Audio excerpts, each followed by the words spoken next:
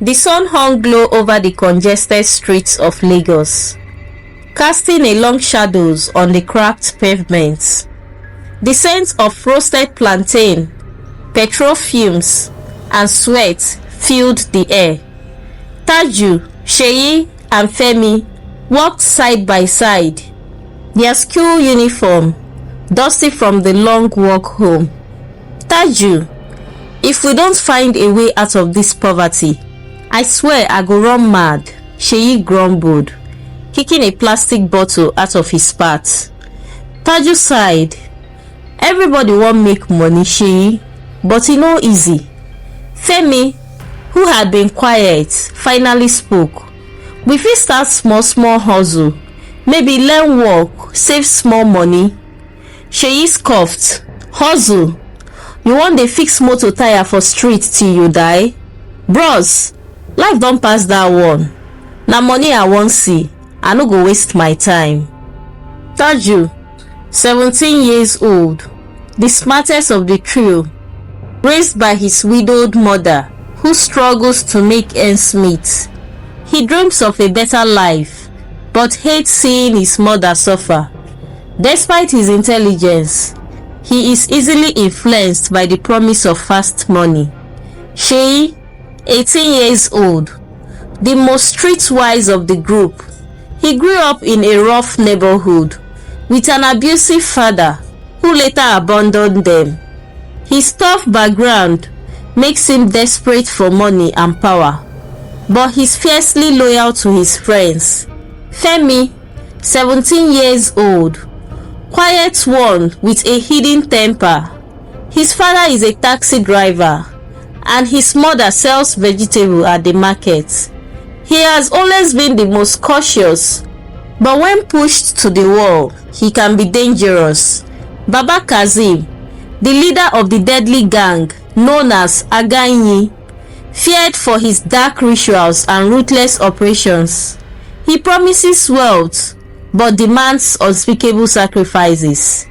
Iya Taju, Taju's mother, a strong but struggling woman who unknowingly prays for his son's success while he walks a dangerous path.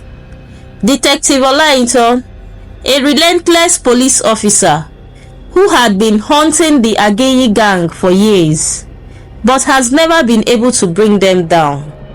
As the three friends reached the local football field, where a few boys were playing, in the distance, a black SUV parked near a street corner.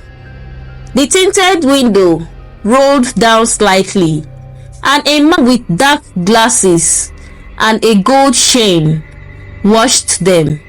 Baba Kazim had found his new recruit.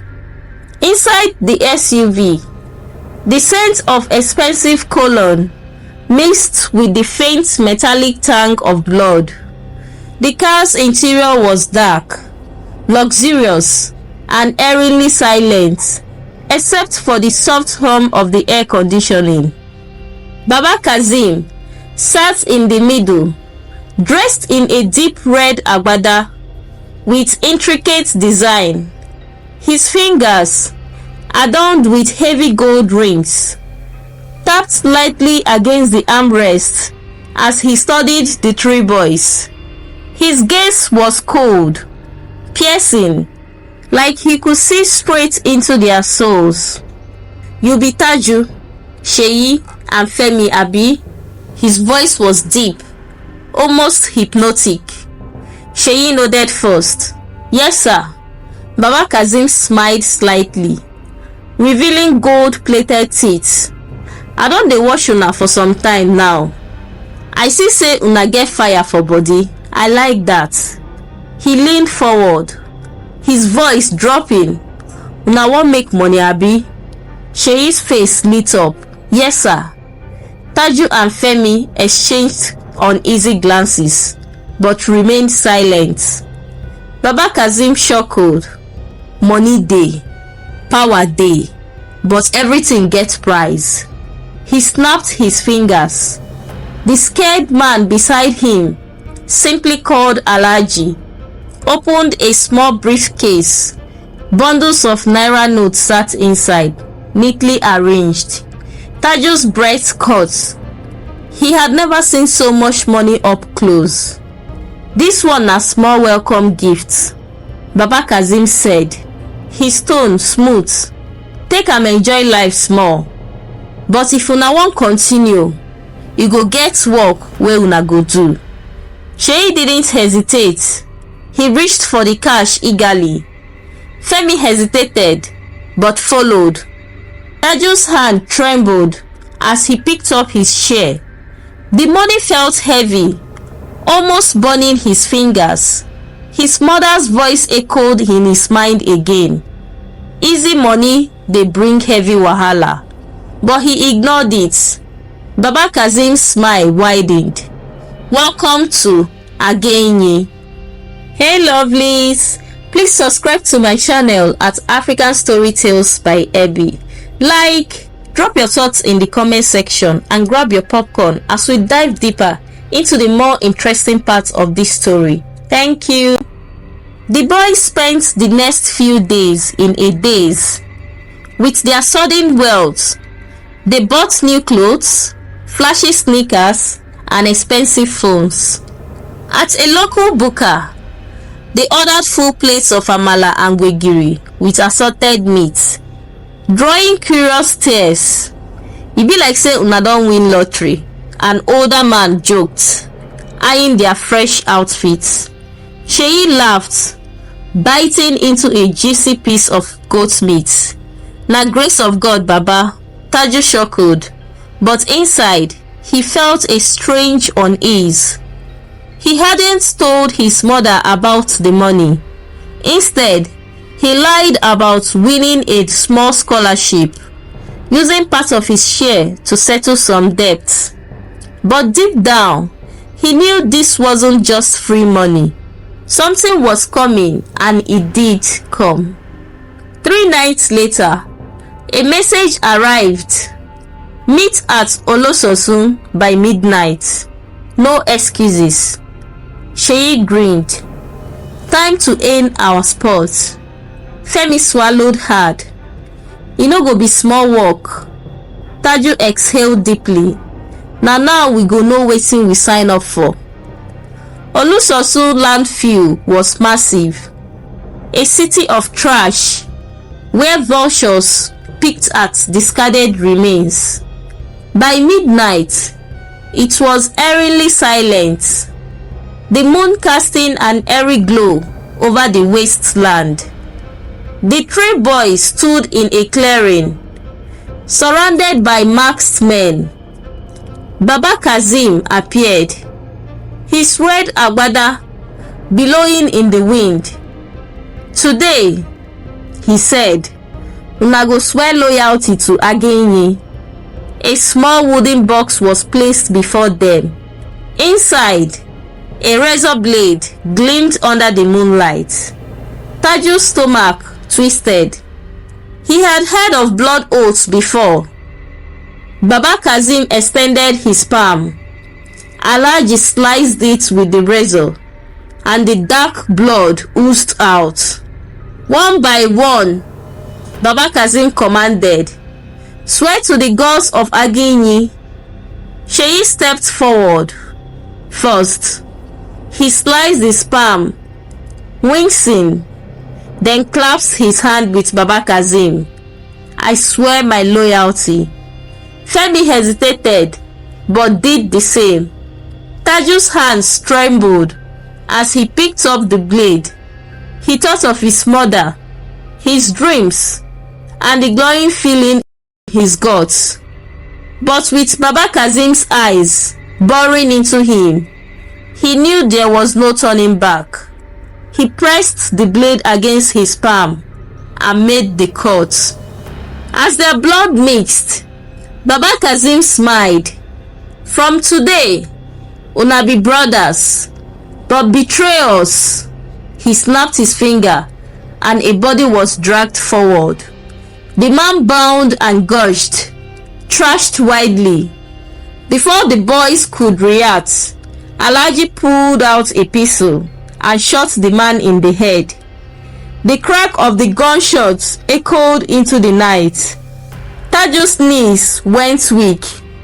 "This is the price," Baba Kazim said coldly. "There's no living again." The realization hit them like a hammer. They were in too deep and there was no way out. The following week, Baba Kazim gave them their first tax. "A man owe me money," he said, passing them a picture. "He no wan pay. Teach am lesson." Taju's heart pounded. What kind of lesson?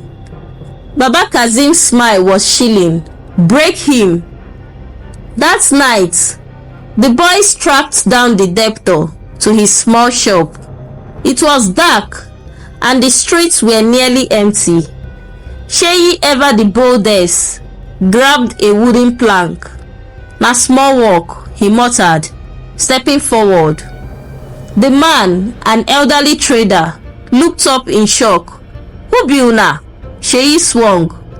The wood connected with a sickening crack against the man's rib. Taju froze.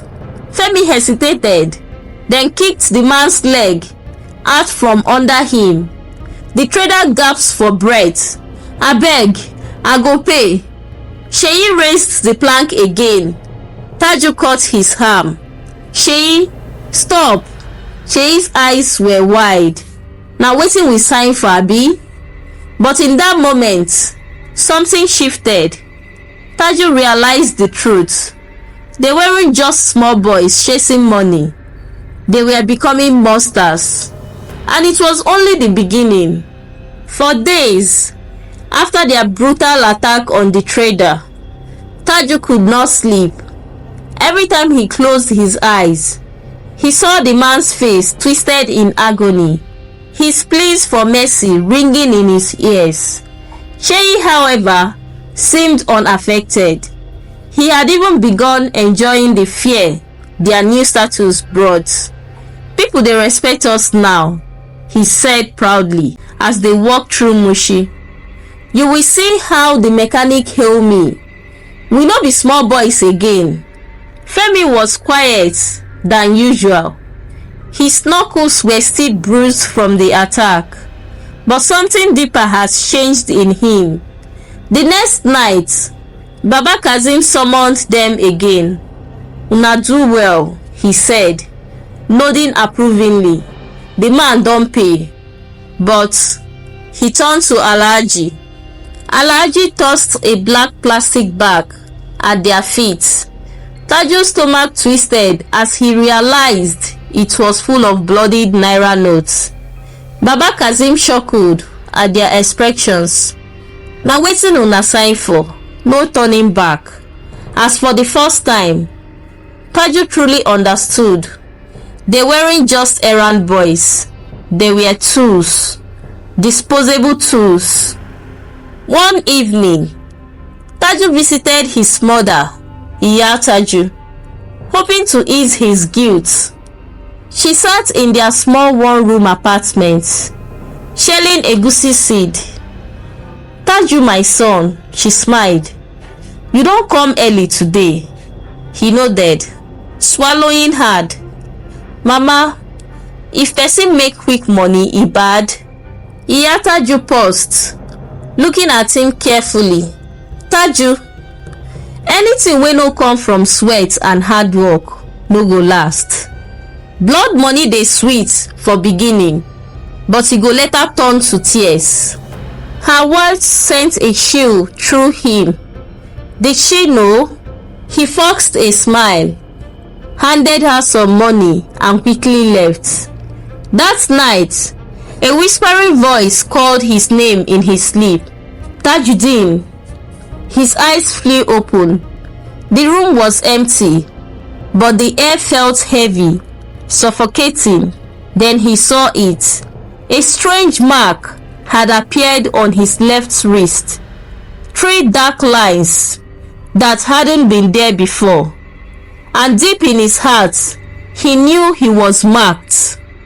The next time they were summoned, Baba Kazim took them to a secluded shrine deep in the outskirts of Lagos.